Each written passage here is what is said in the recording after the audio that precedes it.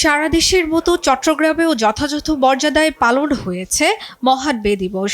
শিল্পকলা একাডেমি মিলনায়তনে আলোচনা সভায় বক্তব্য রাখেন ভূমি ও পার্বত্য চট্টগ্রাম বিষয়ক প্রতিমন্ত্রী ব্যারিস্টার মীর মোহাম্মদ হেলাল উদ্দিন। বলেন, শ্রমিক বান্ধব নীতি বাস্তবায়নের মাধ্যমে টেকসই উন্নয়ন নিশ্চিত করা সম্ভব।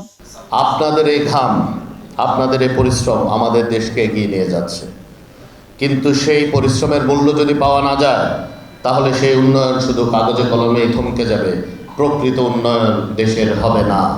নাটোরে আলোচনা সভায় অংশ নেন জাতীয় সংসদের হুইপ রুহুল কুদ্দুস তালুকদার দুলো। বলেন, দেশের গণতন্ত্রকে সমুন্নত রাখতে কাজ করছে সরকার।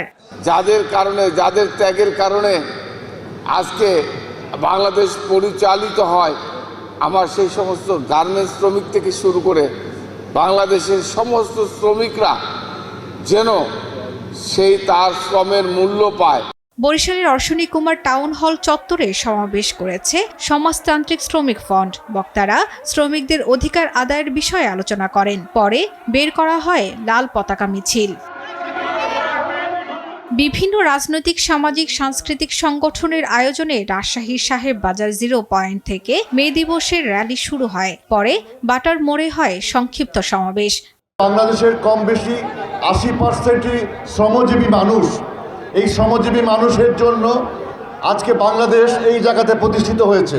রংপুরে হয়েছে শ্রমিক সমাবেশ, খুলনায় আয়োজন করা হয় র্যালি। এছাড়া নড়াইল, সাতক্ষীরা, গাইবান্ধা, নেত্রকোনা সহ সারা দেশেই পালন হচ্ছে মহান মে দিবস। শর্মিলা কেয়া, নিউজ ডেস্ক, দেশ টিভি।